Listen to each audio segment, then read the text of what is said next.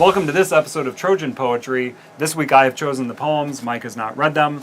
We're going back to one of my favorites. It's Mark Strand. We have 3 poems today, and they are all about family. So we have a poem about a daughter, a poem about a son, and a poem about being a son. So here we go. This is for Jessica, my daughter. Tonight I walked lost in my own meditation and was afraid. Not of the labyrinth that I have made of love and self, but of the dark and far away. I walked, hearing the wind in the trees, feeling the cold against my skin, but what I dwelled on were the stars blazing in the immense arc of sky. Jessica, it is so much easier to think of our lives as we move under the brief luster of leaves, loving what we have, than to think of how it is such small beings as we travel in the dark with no visible way or end in sight. Yet there were times I remember under the same sky when the body's bones became light and the wound of the skull opened to receive the cold rays of the cosmos and were, for an instant, themselves the cosmos. There were times when I could believe we were the children of stars, and our words were made of the same dust that flames in space. Times when I could feel in the lightness of breath the weight of a whole day come to rest. But tonight it is different. Afraid of the dark in which we drift or vanish altogether, I imagine a light that would not let us stray too far apart, a secret moon or mirror, a sheet of paper, something you could carry in the dark when I am away. Well, this is 2 things stand out to me. One is this is really powerful because I have a daughter. Right. You have a daughter. I do have a daughter. Right? And so this really hit me, especially those last couple lines. Yeah. And I'm also a space nerd, so the stuff about we're children of stars and you become the cosmos really stood out to me. The thing about Strand that always gets me is he just uses such simple language, but it's so mind-blowing to try to track what images he's creating here. So what did you think? Well, I think this is one of the quote-unquote easier strands, right? It's a pretty clear, straightforward thing, but with the simple language, the powerful imagery of the cosmos, right? And clearly thinking about the relationship he has with his daughter and how he can try to connect to her or stay with her even when he's gone, when I am away. And the idea of trying to use poetry to maybe somehow connect, right? And given the vastness of the universe, trying to figure out that small connection, right, and how to keep that connection. So that's, like I said, very powerful in terms of having a daughter. Yeah. Now the next poem, which Mike is going to read, he's never seen it, so he's doing a cold reading, is called "My Son." All right, by we Mark both have Strand. sons. Yep. So, Yep. All right, here we go. My son. My son, my only son, the one I never had, would be a man today. He moves in the wind, fleshless, nameless. Sometimes he comes and leans his head, lighter than air, against my shoulder, and I ask him, "Son, where do you stay? Where do you hide?" And he answers me with a cold breath. You never noticed, though I called and kept on calling from a place beyond love, where nothing, everything, wants to be born. Okay. So my first thought is, what does old Jessica think about that? Yeah. That he's wishing so badly for a son that hadn't appeared. That idea of him answering with a cold breath is just so creepy. You know, he wants to be born. It's almost like this spirit has been following him around for his entire life, whispering, "Create me" or something like that. You know, it's almost like a horror kind of a feel. What did you notice?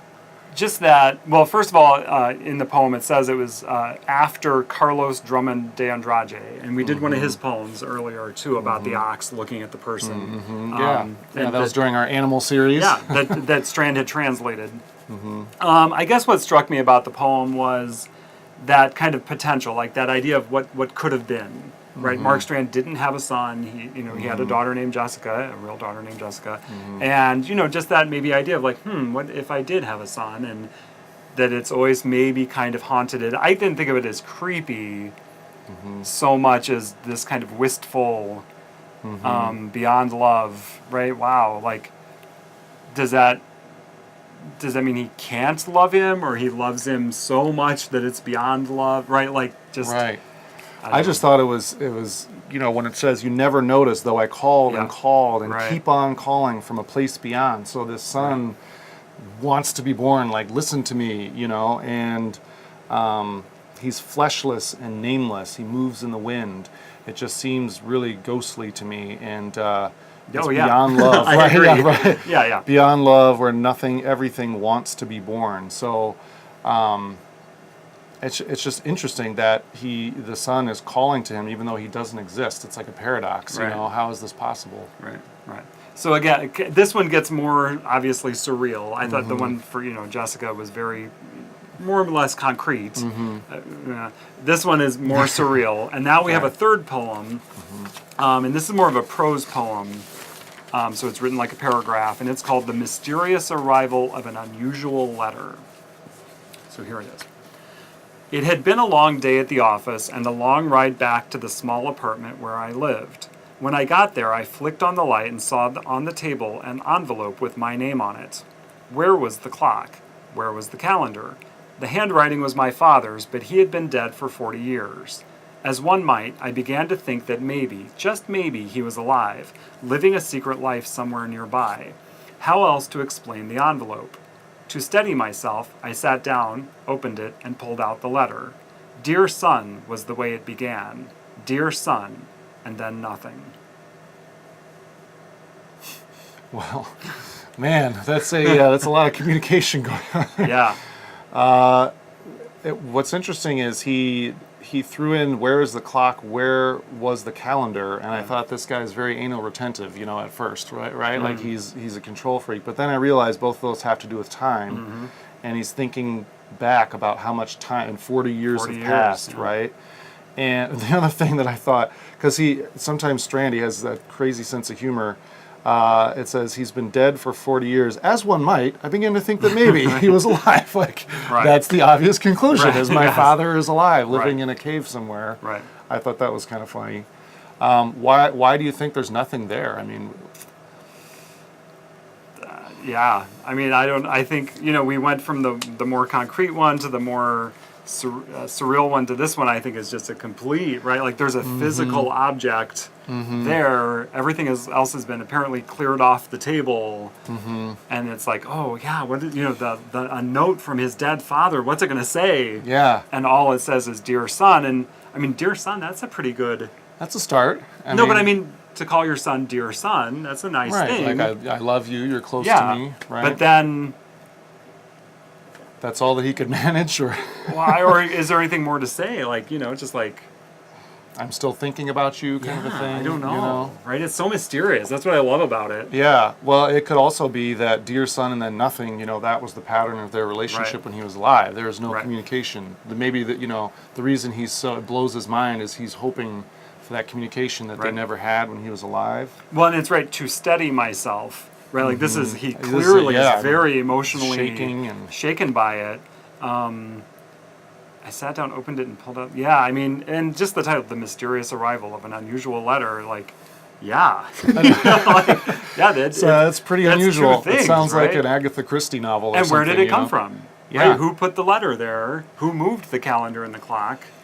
And I guess the three poems together, right, clearly family... Right, with Strand, who can get kind of, abstract and surreal to the point where maybe I don't understand the point. That's okay. Right.